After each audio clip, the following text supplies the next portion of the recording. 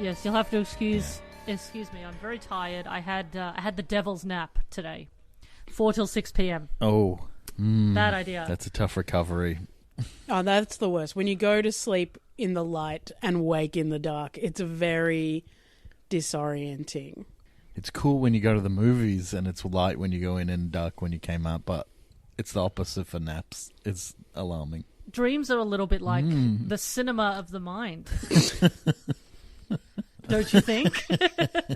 I want edge because there hasn't been an introduction. I feel like because I'm usually the one who helms the introduction that I'm itching like, and welcome. Nah. But no, it's not my job. It's going to come when you least expect it. Like now. Oh. Sarah Baggs. Hi. Michael Williams. Yes, hello. G'day. Welcome to Re-AniMates. Thank you. Thanks for having us. Yeah, thanks for inviting us virtually into your home. We're actually doing 2 episodes of Scooby Doo Mystery Incorporated. Jeffrey Combs did 2 episodes of this show, and he played the same character, and they're like 20 minutes each. So I was like, fuck it, we'll just do both. Let's go crazy Broadway style. So, so the first episode is called The Shrieking Madness.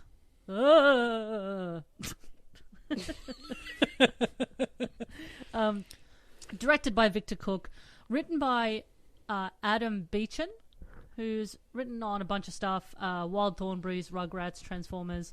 Something I did notice that he wrote on was an animated show called Jackie Chan Adventures from the early 2000s. Oh, yeah. There's a Christmas I episode remember of that. Yep. I did not know that existed, but for those who don't know, the plot is as such.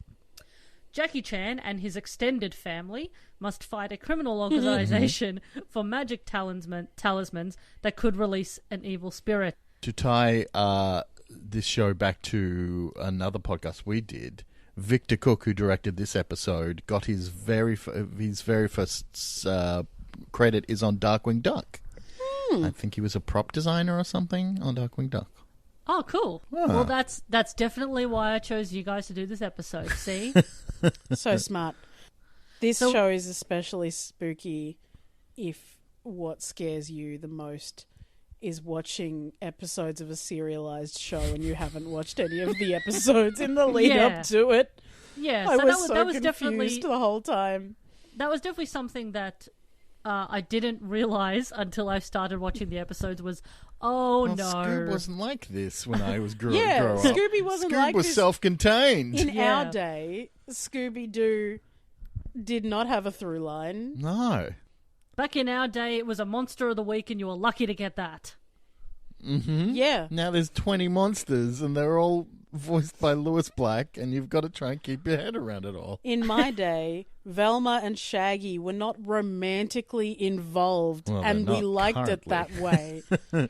I mean, there's a lot of things I liked about this. It was a bit confusing because I hadn't seen other episodes, but let's just dive right in. Absolutely. So we open on a bunch of college students who are debating like fantasy horror writery types. Interestingly, one of them is a very real writer, Harlan Ellison. He does his own voice and everything, so it's just him. But then That's so weird. the other is Professor Hatecraft, who is obviously based on H.P. Lovecraft. H.P. Hatecraft.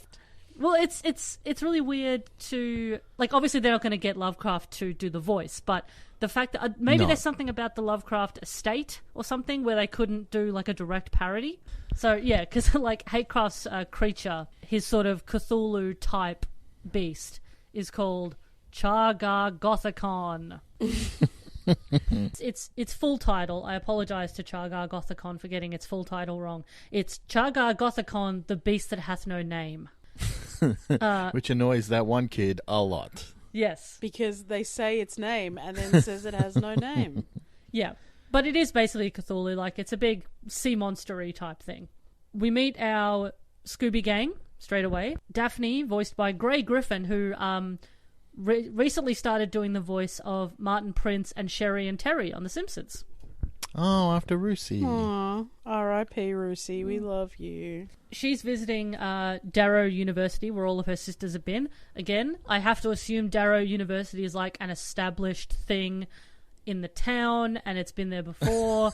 I just have to make all these assumptions because, I wasn't gonna watch the whole series because Jeffrey Combs only did 2 episodes, so we've got. Although this is not, this is pretty good. I thought, like watching 2 episodes that I had no idea what was happening and I was confused the whole time. Because these aren't 2 episodes back to back. No, these are 2 episodes, like 10 episodes apart. But I still really enjoyed them. The writing was smart. The writing was smart. The jokes were.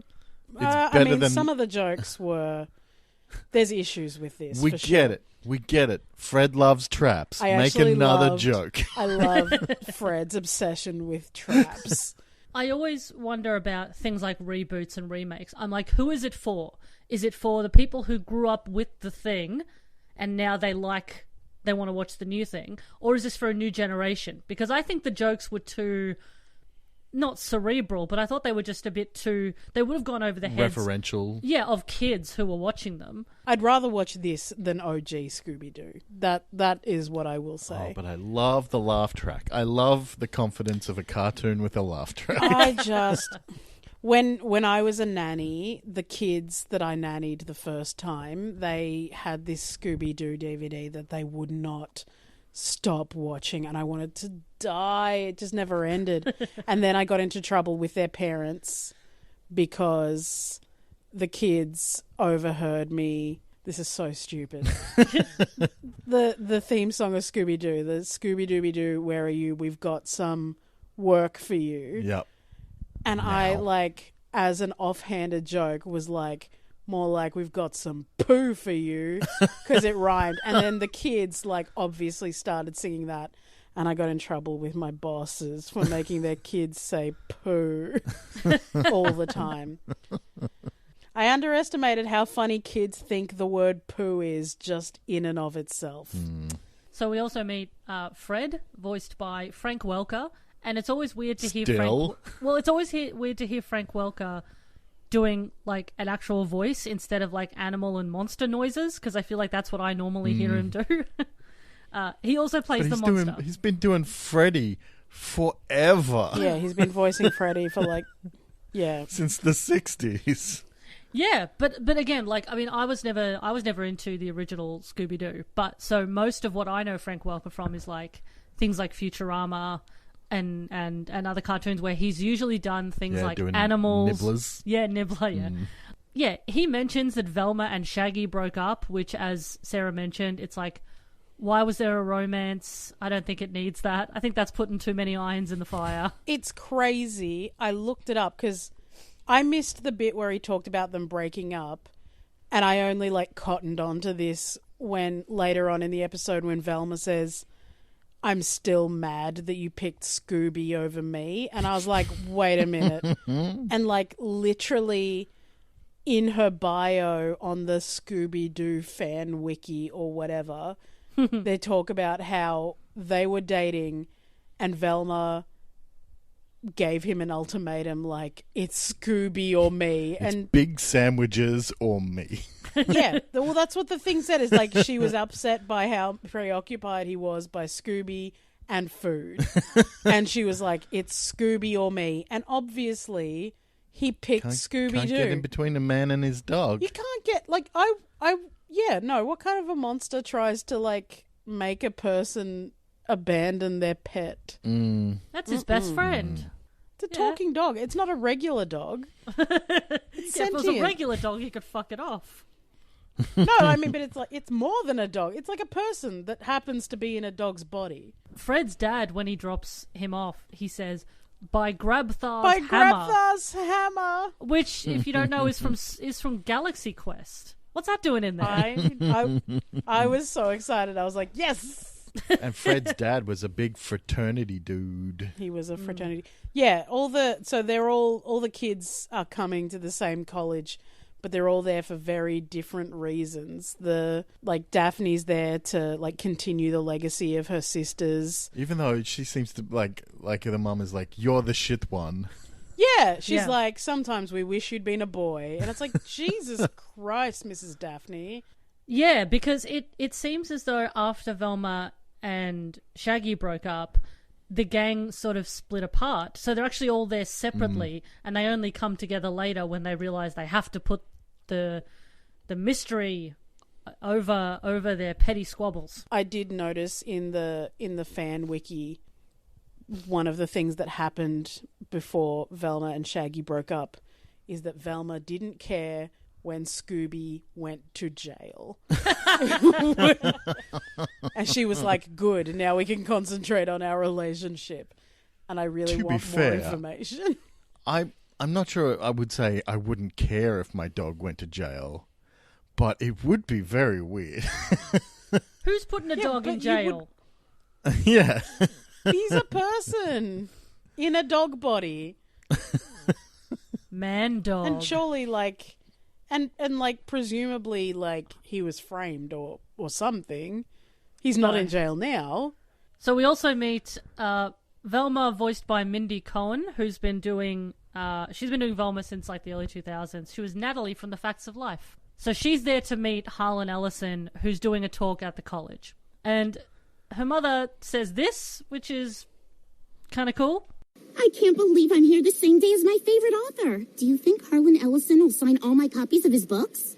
I knew Harlan back in the day. Just tell him Cape Cod Dinkley sent you. He'll sign. I really liked Velma's mum for the brief minute that we got to see her for. I would party with Velma's mum. She seems cool. I believe that she and her husband run the local museum. I think that's what they do. Ah, jinkies. So, as mentioned, Shaggy and Scooby go there too. They're there to go to a burger place, obviously. Shaggy's voiced by Matthew Lillard, of course, who's been voicing Shaggy since he played him in the live-action movies in 2002 and 4. Until they did him dirty. In the new Scoob movie, they replaced him with Will Forte, and they never even told him. Oh, he was so drag. heartbroken. Rude. Yeah. Very rude. Look, I like Will Forte and everything, but surely he doesn't do a better Shaggy than Matthew Lillard. Yeah. He's been doing it for 2 decades. And he's good. Yeah, he nailed it the first time, yeah. Yeah, plus, like, Will Forte doesn't have that, like, people's darling thing that Matthew Lillard has. Yeah. You know how, like, certain actors, everyone... Like Jeff Goldblum. Like, everyone's like, oh, I love Jeff Goldblum. He's just not for anything he's done necessarily, but just for being Jeff Goldblum. Brendan Fraser. It's the same with Brendan Fraser. Matthew Lillard has that. Will Forte does not. Everyone loves Matthew Lillard. Everyone agrees that he's just a cool dude. Yeah, but people also love MacGruber for some reason, so, you know. Oh, I love MacGruber. Michael loves MacGruber. All right. Thank you for reminding me. All right, I will fine. go watch MacGruber. So yeah, Fred goes to visit his dad's old fraternity. They're like a wrestling frat. Yeah, it's a bit homoerotic, you know, as I imagine a lot of fraternities are. Scooby and Shaggy go to this famous burger place on campus, and they're horrified, right? Because I hated this. The burgers are vegan. No, they've changed owners. There were a few things in this like that I really liked, and then a few things that I really hated, and one of them was that the worst thing that Scooby and Shaggy can imagine is that they're vegetarian burgers, which is like, when did this come out? This is not something I would be expecting to see in a cartoon as like recent. 2010, 2011. I also didn't like Daphne has like a political awakening while she's at the college. She falls in with a guy. Kind of. Yeah. She's going to protest the old people smell. So, not quite the liberal left. Well, they're trying to safe space college you think it might be. No, but this is the thing, right? They're making fun of people who protest things. Yeah. Like they're fucking idiots. It's a guy who looks exactly like Che Guevara, and whose name is actually Ernesto, and they're just protesting, the man at the start? And she's like, yeah, the man. Yeah. And then later on, he's just like, we have nothing to protest at the moment. Just pick something off the general grievances list to protest. And it's like rice cakes and old person smell. And it's like, haha, that's what liberals are like. Okay, you got us. I didn't take this to be like a right-wing cartoon, but it didn't make fun of the very conservative fuckheads who are often on college campuses, so... No. Alright, so Velma goes to Harlan Ellison's talk, and there's this, like, Hatecraft stan called Howard, who keeps defending him against Harlan's jibes. He's really weird, because he goes to a Harlan Ellison talk and starts just asking questions about Hatecraft. And being like... Who also works on campus? Yeah. Yeah.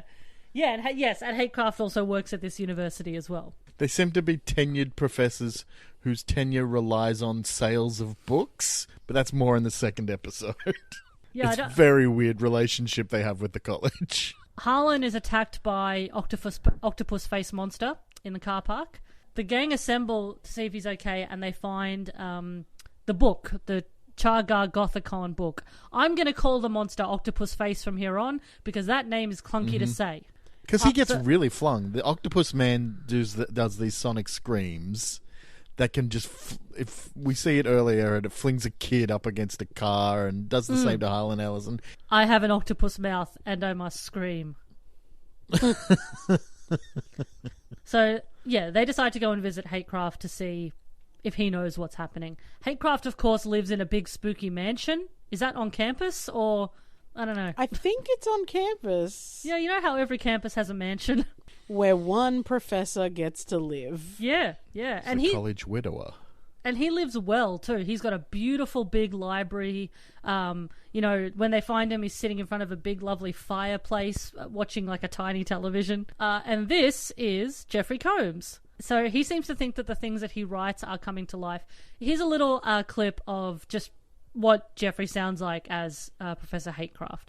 You think like everything you're writing is actually happening?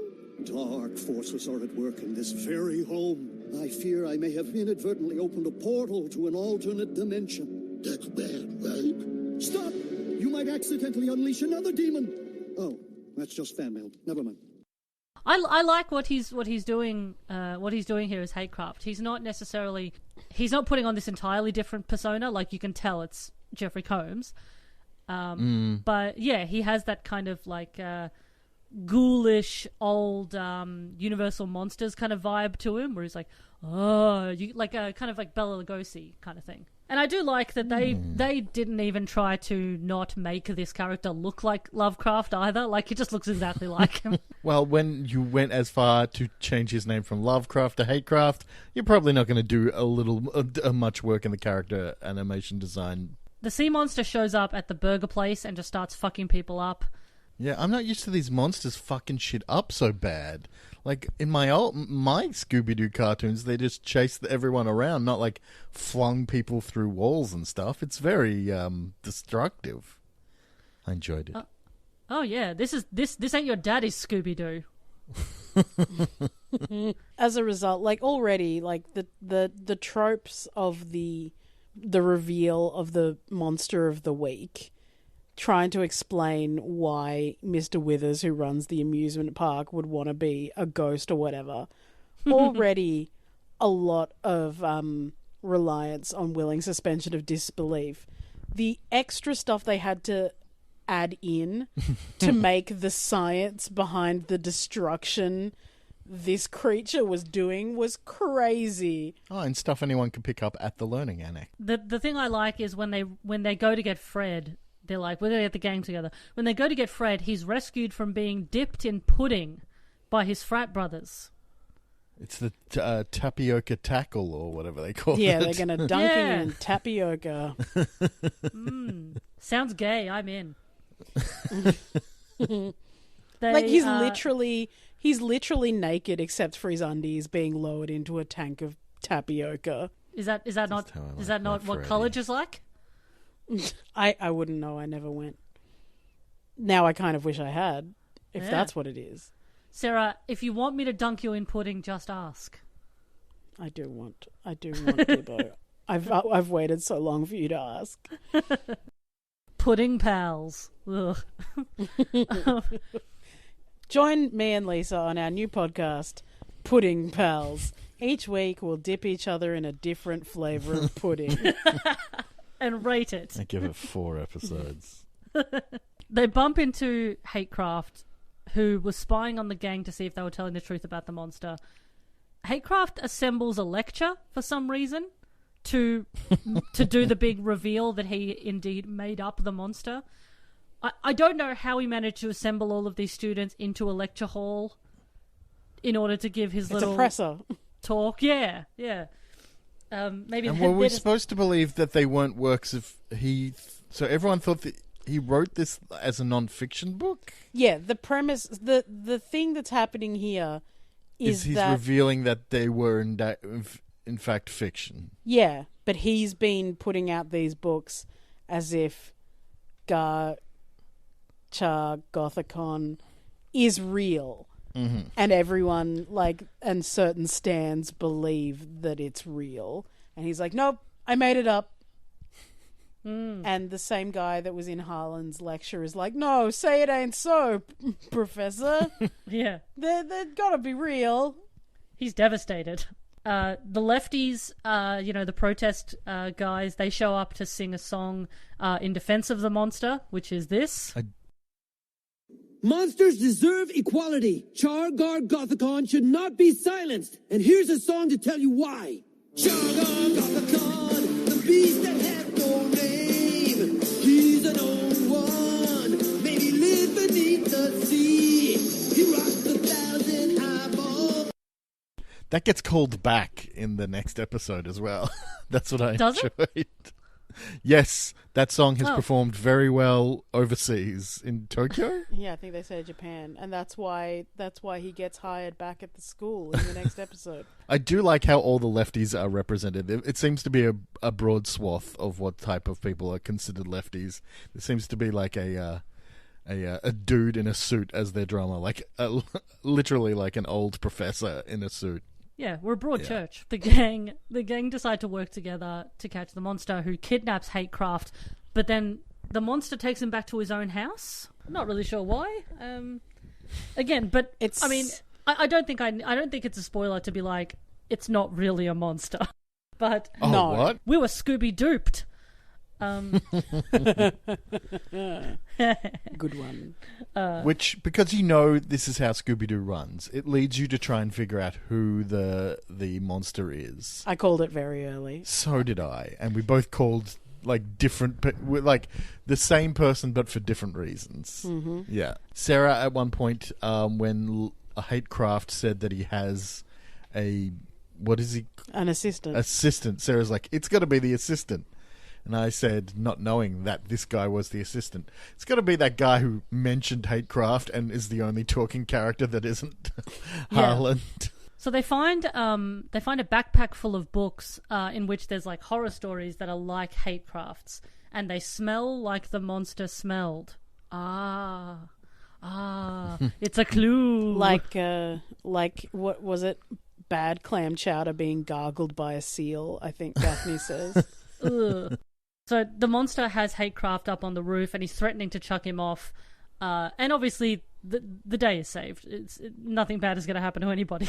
And they eventually reveal the monster to be none other than the Hatecraft stand from earlier, of course. Mm-hmm. Who is also his assistant. Yes, of course. Who else is it going to be? He was the only character that said anything. Because we all know that, these monsters are always not monsters at all.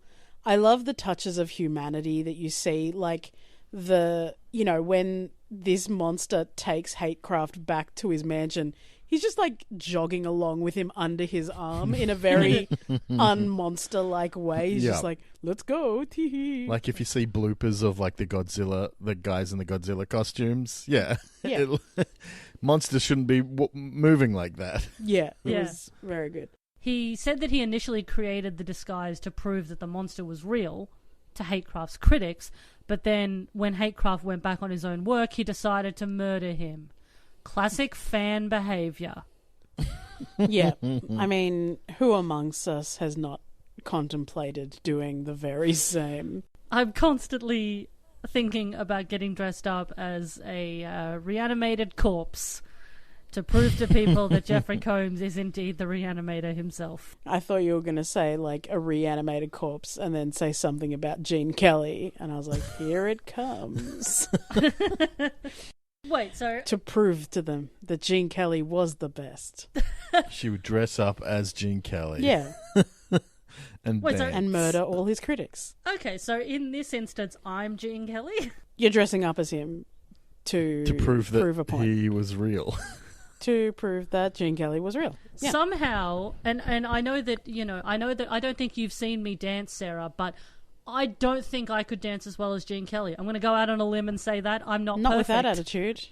Not the best dance ever, man. Not the... No, I don't have the graceful athleticism that Fred Astaire always lacked. I don't think that Fred Astaire lacked the athleticism. He just was a more gentlemanly dancer, and Gene Kelly was the dancer who fucked. Yeah. Ah. Yeah, That's my Gene Kelly impression. Ah. You give your heart to Fred Astaire. You give your body to Dibbo dressed up as Gene Kelly. Here's just a little clip of Howard's little speech about, why he did the thing he did. Of course it was me. Someone had to defend the professor against his critics. And what better way than to dress as his greatest creation? Fortunately, I'd taken a class in the military application of sonic shriek technology at the Learning Annex. Although, in retrospect, it might not have been a good idea to glue real octopus legs to my face. Ah, so that was the smell. But when Hatecraft admitted he made it up? That's when he had to fall. And he would have, too, if it weren't for the dark elder forces conspiring in the inky black of time most foul. Oh, and you meddling kids. So once the cops have taken away Howard, and to be honest, the fact that they called him Howard was a little bit confusing, because I know that he was named after, Robert Howard or something, who, wrote with Lovecraft or something, but... Ah, right. But H.P. Lovecraft's name was also Howard? So when I've written notes about Howard, I'm like, wait, did I accidentally just write Howard instead of H.P. Lovecraft? Needlessly confusing. Here's another clip I like. Once the cops have taken Howard away, Hatecraft and Harlan Ellison have this little chat. Harlan, yes, just an overeager fan who got carried away. Fans. Imbeciles fit only to be gnawed by rabid rats. Yes, someone could write a book. How about A Boy and His Fans by Harlan Ellison and H.P. Hatecraft? I was thinking something more along the lines of Shagul Rath Hagafar, the fan that hath no name.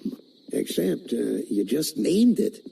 Don't start with me, Ellison.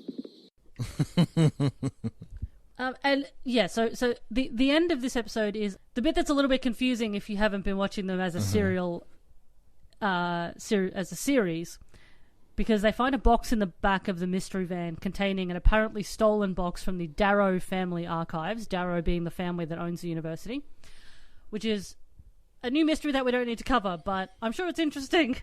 It's part of the overarching plot, and so by Mr. E. Yeah, there's a character called Mr. E who appears to either be... Oh, Mr. E.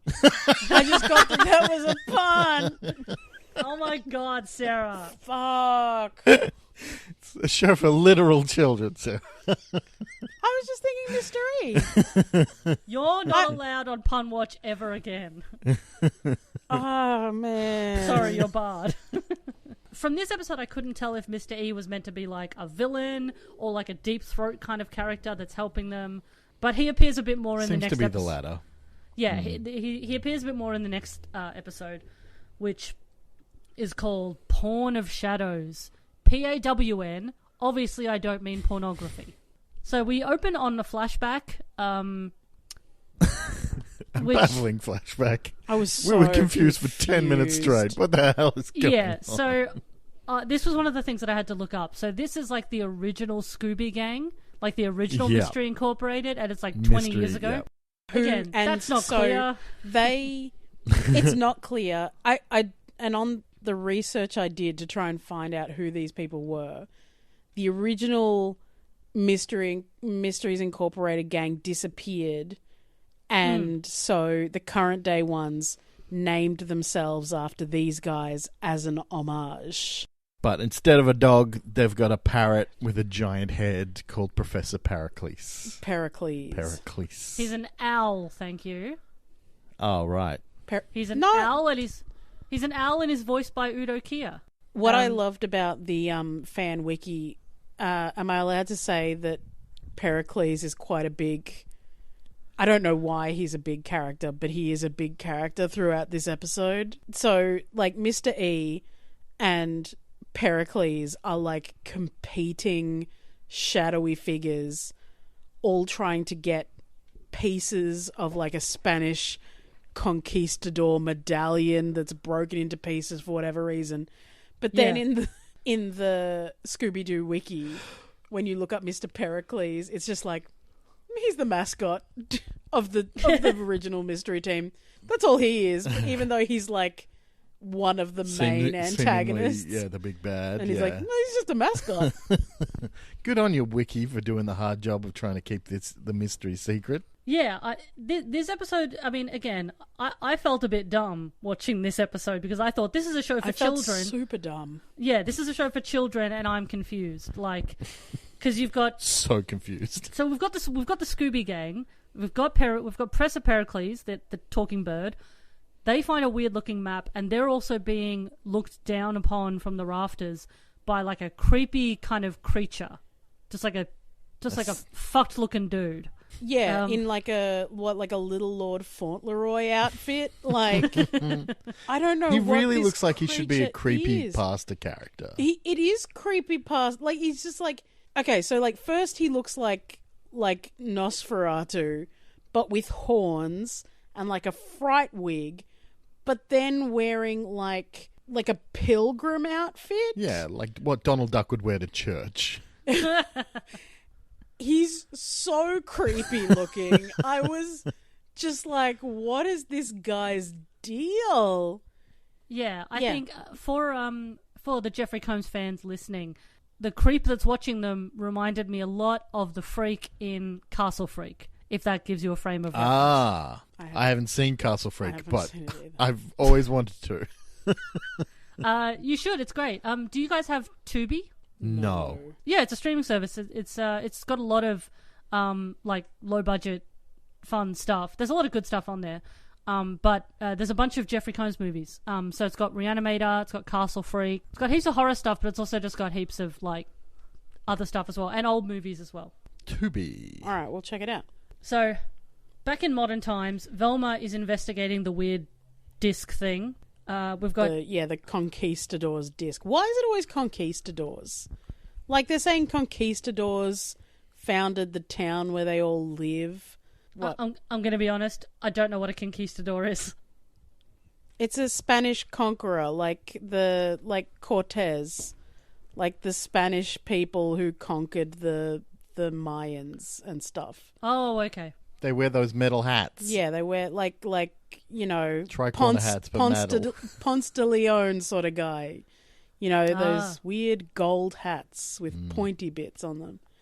I feel like Spanish conquistadors are like a safe historical baddie. Like, no one wants to talk about Nazis. They can't be like, oh, the Nazi gold, because we don't, you know, like, that's this town founded by Nazis. No, but you know what I mean? Like, it's just like, because they're so far removed historically at this point, even though they did terrible things, it's like Hollywood has decided that's like a safe baddie. Do you know what I mean? Yeah. Same as Vikings and stuff like that. Like, exactly. The further back you go in history, the more you can kind of play around with it, and it's less touchy. Yeah, and also like people like, and if you have to have the Spanish conquistadors, no one's offended by someone doing a Spanish accent. So they're like safe again. So helping Velma, or at least talking to Velma in this, is Angel Dynamite, voiced by Vivica A. Fox. I don't know what her role is meant to be. Yeah, I don't know why they know her. I assume she's popped up in earlier episodes because she's just there. Yeah. She's just there. So Daphne is really excited about her and Fred possibly getting engaged, but Fred is more interested in an app on his phone that is somehow a smartphone and a flip phone. Yeah, I loved his phone. Yeah. He's got an app on there that tells him whenever something is moved in his meticulously organised van. He's a lot more finicky than I expected. He's a very fussy man. Yeah. He's got a bit of the Niles Crane to him, I think. Only less sexy. And more obsessed with traps. Well, there was plenty of farces that... Yeah, there was plenty of traps in Frasier. Okay. Yeah, like that bathroom next to the front door. That's a trap. Never go in there. Something bad will happen in there. Velma realizes that the writing on the disc is in Spanish. It says fuego, which means fire. She couldn't figure it out because it was written backwards. And in Spanish. This is a master, the smartest one of the Mystery Inc. Couldn't figure out. You do Facebook, when you see things written backwards in Facebook, it's like, only 1% of people can understand this. I definitely thought that it said Fago, like the drink that the Insane Clown Posse drink. which would have been more fun, but, you know. They decide to get old mate Hatecraft in, Jeff, your friend and mine, to help them with translating. Yay! Jeff Claxon. When they go to see him, Velma says that they'd get help from Harlan Ellison, but he's away at a misanthropes convention. My favorite line. Yeah, which is a good joke, but absolutely children are not going to get that. Look, kids have to learn the word misanthrope sometime. Yeah, I think when I was a kid, if I was a real nerdlinger, and so when I would hear a word in a cartoon or a movie that I didn't know, I would look it up because I wanted to. I remember the property that made me look up the word misanthrope. Actually, me too. Oh, what was yours? The Whitlams album "Little Cloud." Oh, mine was Sam and Max Hit the Road, the video game. Well, we're showing our disparate ages now. Hatecraft says that there's a new professor on campus, Regina Wentworth, who's been writing paranormal romance type books called Dusk. You can fucking imagine what that's a parody of. Oh, I loved this. Before they even made it, I saw, because he's sitting in the library with all these books around him because he's researching, because he's trying to like emulate, cash in on the popularity of vampire teen romances by writing his own. And he's researching with these Dusk books. And I saw it, and I saw the style of the artwork on the books. And I was like, it's a Twilight parody, Michael! A Twilight! Finally, a joke for me! Yeah, exactly. And they're like, and all the names of the books I love too. They were like Dusk, and then Dusk, like just before bedtime. Dusk early evening. Dusk early evening. Great stuff. Yeah, he's been trying to write books, for and about teenagers. This is just a little clip as to what Fred thinks teenagers do. To please Dean Fank, I've been trying my hand at writing a teen vampire novel, but I have no idea what teens these days do. Well, that's easy. We're into solving mysteries and building traps. The gang decide to help Hatecraft. They decide to all work together until the mystery van explodes. Oh no! Not the van. Or does it? Or does it, yes. You're never going to lose the van. The van lives inside of us all. And so true. Behind it is the Obliteratrix, who is out to destroy them. She's great and hot, and she's voiced by... so sexy. She's voiced by Hynden Welch, I think, who is Princess Bubblegum on Adventure Time. I knew I recognized her voice. Yeah, she's great. She's kind of a it's your classic how do they move around in that kind of outfit without slipping out? Yeah, very much. And then she's got like a mask with, I don't know, like mechanical mandibles, I want to say. We do eventually cut to our friend Mr. E, voiced by Lewis Black, who, I mean, of course, like If you don't know Lewis Black, you absolutely do, because he was Anger from Inside Out. Yeah, he's very, very prolific voice actor, and he's great. The thing I like is when they cut to him, he's playing a guitar while he watches the kids on the screen. Such a weird look, yes. Yeah, I'll take a screen cap of it. I don't know why. I guess it was just a funny image. Unless maybe Lewis Black came in with a guitar. So they animated it? Mm-hmm. Yeah, like, we got to explain this sound somehow. Yeah, because before that he was like just stroking a big cat, so they had to edit in the guitar. As I said, Mr. E is kind of like Deep Throat style anonymous shady helper for the original Mystery Incorporated gang. Apparently, this is so Shaggy and Scooby are going to help Hatecraft with his novel. Here's just Hatecraft's idea for a title. I've tentatively called my novel The Disinterment of Groth Van Anuroth. Yo, yo, yo. And then Fred's app goes off, and he realizes that the Mystery Machine might still be alive. Because someone's cartoons. moved one of his meticulously organized pieces of equipment in the back of the Mystery Machine. Yeah, it's always... I mean, it definitely makes me feel old when cartoons for children start incorporating things like smartphones and apps and Uber and just things that didn't even exist when I was a kid. Like, I know that culture and, like, cartoons and movies have to move with the times. They have to be relatable to the children who are watching them in that time. But nothing makes me feel older. Like, it's you when want the to feel Simpsons do it. You want to feel old. I saw something today. There is a new YA book coming out about this girl who, like, doesn't know who her mum is, and she starts, like, finding out clues about who her mum is and tries to track her down based on old, cringy live journal posts of her dad's. Oh, God. That's how old we are. I was like, oh, God, no. There is some comfort in resigning yourself to being old and not having to care about things. I mean, like, there's been times when I've heard, like, a really popular song by, like, a very modern artist, and I'm like, I hate this, but also it's not made for me. Like, I'm definitely not a pop snob. Like, I love pop music from all eras, and there's a lot of modern pop music I like. But sometimes there is something that comes along and it's like it's on a different frequency. You know what I mean? Like, I cannot relate to it, and it is like nails on the chalkboard for me, and I just go, that's fine, because it's not for me, and so I don't have to care. I'm going to go back to listening to Phil Collins. Do you reckon kids these days listen to Billy Joel? Probably not. Wasn't the Billy Joel Zanzibar thing a dance on TikTok? Isn't that what got you back into Zanzibar? I saw one TikTok. It wasn't like a trend that I saw. It's just one kid. I mean, like... That's enough. But I mean, if Zanzibar is a banger on a level that transcends generation. Like, it's just a good song. Yeah, I think that unfortunately a lot of young people might only be familiar with Piano Man, and they don't know what they're missing out on. They haven't heard Downeaster Alexa. It's hard to ask your streaming device to play Alexa.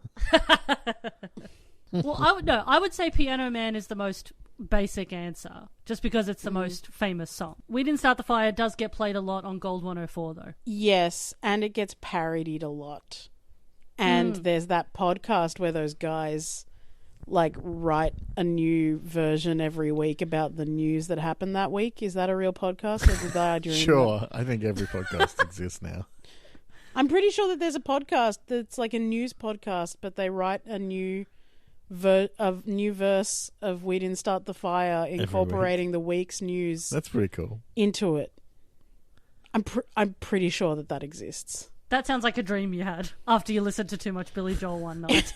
It does sound like a combination of too much Billy Joel and some soft cheese right before bed.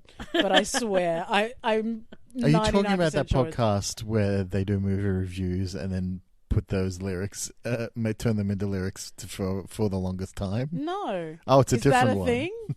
No. Oh. I was like, what a weird coincidence.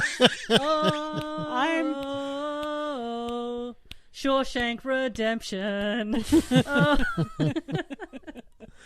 Welcome back to the Billy Joel cast. I just really like Billy Joel, is all. I mean, I don't know people that don't. Like, even if you're not a super fan, how can you not enjoy his music? Like, it's incredibly likable. Yeah, exactly. Like, if you have two ears connected to a heart, like, it's just good. It's my just good ears stuff. don't connect directly to my heart. Shut up. All right, so they go to find the Mystery Machine. They use an old Dusk promo van to get there. They find it in an old train yard, but it's a trap. Of course it is. I like how it's hiding behind a curtain. A poorly painted train backdrop. Obliteratrix attacks them with a big crossbow. I really like that crossbow. I thought it was really cool. Shaggy says, "Where does she keep getting these weapons? That outfit has no pockets."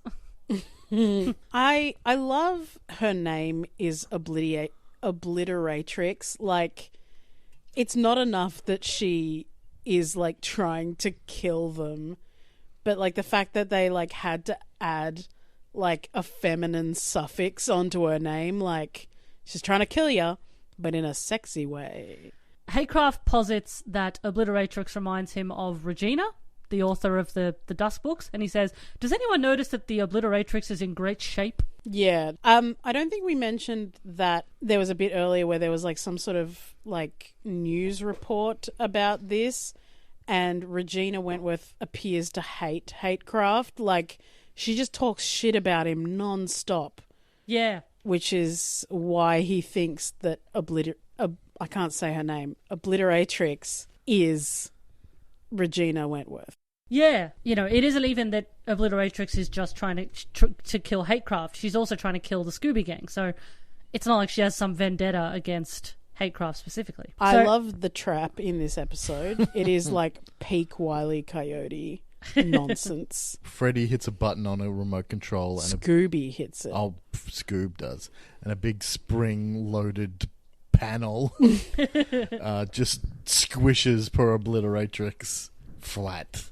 Yeah. Or does it? Back in the good old days of spring-loaded traps, they don't make them like they used to, eh? So Hatecraft gets fired from the university for stealing the promo van. Rude. And breaking a standee of Todd, who is the Edward Cullen of the Dusk world. Oh, and Obliteratrix escaped. She didn't get trapped by the trap. No, she wasn't squished because she disappeared. Shit trap, Fred. Jerk. You built a bad trap, Fred. So the gang go to their local old Spanish church to go and look for clues. I blinked and I had no idea why they ended up at the church. Why the hell did they end up at the church? So Obliteratrix attacks them again, and Angel comes to fight too. There's that 70s funk bass sting that plays when she arrives. Eventually Obliteratrix is caught in a chandelier cage thing and is revealed to be not Regina. Talk about a red fucking herring. This was... I have never felt dumber than when they revealed who this was. Because it became evident. Like, because I was like, there's no way that it's Regina Wentworth. But there was, like, no one else in the episode that it could be. And I'm thinking the whole time, like, there's no way that we're supposed to be working out who this is in this episode. Because we haven't seen anyone. And when they explain who she is, I was like, what? Yeah. What am I hearing? So it's Alice May, who, again, I have to assume is just a character from other episodes that I haven't seen. She once tried to capture Fred for a man posse, quote unquote. Man posse. But she dressed as a ghost to try and capture him as a man posse, but also, as revenge for her dad, who they also caught. It was so confusing. And she wasn't trying to hurt them. She was trying to bring attention to them. Because she works for Mr. E, and she thought by attacking them, it would force Pericles out of the shadows, leaving his piece of the conquistador medallion thing vulnerable, so that Mr. E could steal Pericles' conquistador puzzle piece. Shooting a lot of stuff at people she didn't want to kill. Well, they have this like flashback, and she's like, "You see, it was all special effects," and I was like, "Is it?" Because it all looked very deadly. Strange. And you see her stealing supplies from Johnny Quest. Yeah, she steals her supplies from Johnny Quest, which is very weird. I actually had to look that up because they focused in on this like family in the foreground of a shot, and I was like, they're not animated the same way, but they're definitely meant to be. They're meant to be something, because they wouldn't be focusing on them if they weren't something. And I had to look them up because I don't really know what Johnny Quest is. Alice May's whole explanation again is not really clear. Again, she's saying like they were only special effects, and she was trying to draw. She was trying to draw Pericles out so that Mr. E could catch him. She was led away by a policeman played by the great Patrick Warburton. Yes. Giving some real crunk and energy. Oh, Love that guy. In the wrap-up, the Dean hires Hatecraft back because the song from the earlier episode... last episode, yep. Yes, is a big hit in Japan, and it's, done wonders for his book sales, and so now he can come back and be a professor at a university because his book sales are so well. Okay. I'm pretty sure that that's a thing. I feel like I've heard about, like, universities publishing their professors' books. So... Angel reveals herself to be Cassidy Williams, one of the original Mystery Inc. kids. I called it. Yeah, so she says that all of the original members were forced to leave town because there were threats made against their families after they found the weird Spanish map. And she tells them that they have to give Mr. E the weird Spanish disc or they will suffer the same fate. And of course, those precocious kids don't listen. Mm-hmm. Well, they're all like, you lied to us. Yeah. How could you lie? Angel is like, look, the mystery is over. I don't care what you do. Give the puzzle piece to Pericles. Give the puzzle piece to Mr. E. Just make a choice and get out of here because you're in danger. And Fred's like, we decide when the mystery is over. It's all very dramatic. And I was like, okay. You guys are children and you're putting yourself literally in life-threatening situations on a daily basis. We get one more final clip of Gollum. David Bowie, I guess, is probably his... the castle freak. Yeah.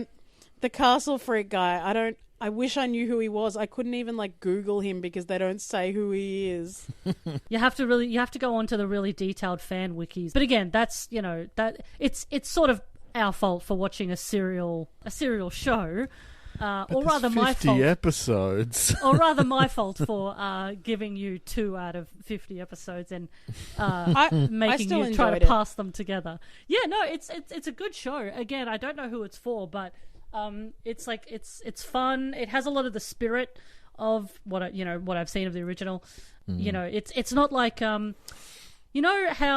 they're making SpongeBob now and he's like this really grotesque 3D animation that's really horrible. I have seen some of that. Yes, Camp Coral, I believe, is the new show. Yeah, and like the most recent movie was this really just disgusting animation. So I'm glad that they didn't do that. They're not like, here's Scooby Doo for a go-go, edgy new generation. They're like, that's still a cartoon. It's just got a couple of little tweaks to it. I wouldn't rule out the possibility of a disgusting 3D Scooby Doo. You mean one of the 3 movies that have been released? Oh yeah, that came out this year, didn't it? Scoob came out last year, yeah. Well, there you go. There's your disgusting 3D animation. I feel like you and I are just exactly the same, Dibbo, because yesterday I was complaining about modern animation. I was like, I know this isn't for me. I know that kids love this ugly 3D animation, but why? Why? We were talking about a show that we put on to entertain our dog while we went outside. Not even the radio. You leave the television on for a dog. Who has a radio? Oh, that's... did she enjoy it? What's her favourite show? What's your dog's Michael favourite wanted show? What movie were you going to put on for her? Alien vs. Predator. Michael, Regeneration or whatever. Yeah, I think so. Requiem, yeah. Requiem. And I was like, no, that'll be too scary. Because I thought that maybe the noise or whatever would genuinely scare her. She does not like loud noise. That's so true. Yeah. I got him to put on, what was it called? Puppy Pals. Pals. Yeah, something like that. But the animation was just disgusting. Oh, that's so funny. I wonder what movies your dog likes. Maybe I'll have her on the podcast next week. She's watched a couple Harry Potters. Yeah. and I really like, as I said, what Jeff is doing. Yeah, obviously I'm going to cover more of his voice work as I go along. There is, a fair amount of it. He's been doing a lot in the last 10 or 15 years. And I think he's good. Like, he's not one of those voice actors that necessarily is like a chameleon where, he can do 1,000 different impressions of 1,000 different characters. Like, he's got his niche. But he's very good at it, and he does have a lovely voice. He actually does audiobook. I think I've linked to it before on the socials. There's actually him reading the original Re-Animator text by Lovecraft, which is lovely. And he's also done a few of Doug Bradley's Spine Chillers for listeners who like audio horror things, Doug Bradley being Pinhead from Hellraiser. he does these audiobooks where he reads, spooky stories. Jeff has done a bunch of those as well, and they're very good. I think there's a few on Bandcamp if you look them up. But I'll also link them on the socials. So yeah, that's Scooby Doo Mystery consider Incorporated. Us 2 new fans of the Jeffrey Man. Yay! Haha! The cult of Jeff.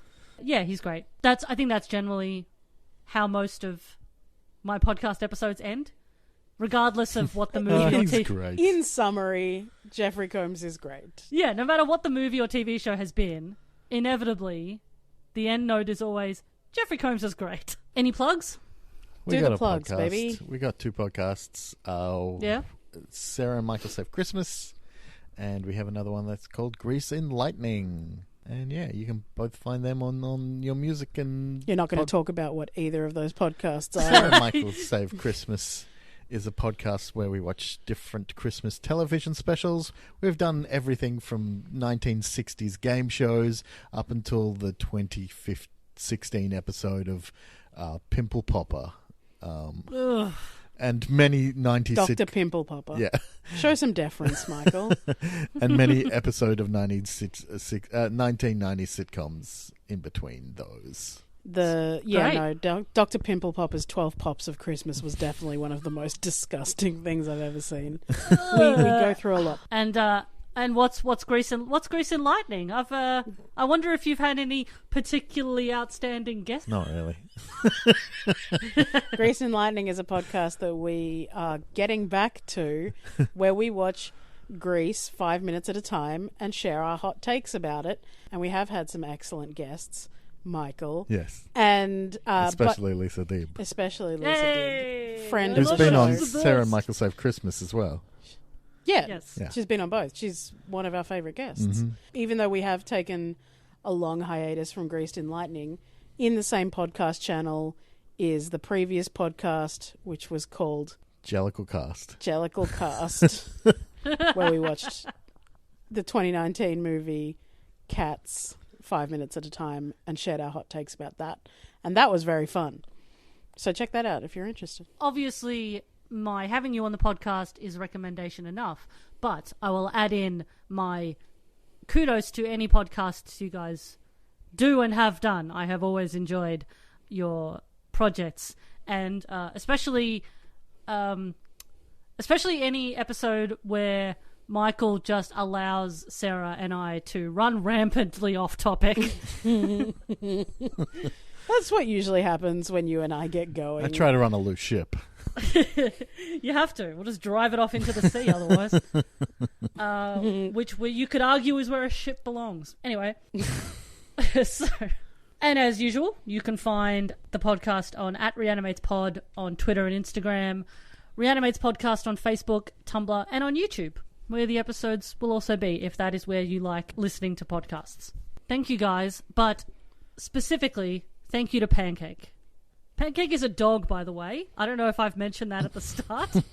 I have just been talking about Pancake. I've been referring to Pancake a lot, and I don't if think that I don't think that I outlined enough that she's a dog. She's a good dog. She's very nice. What do you think about Jeffrey Combs' movies, Pancake? Rough. It's that sterling cultural critique that I love you for, Pancake.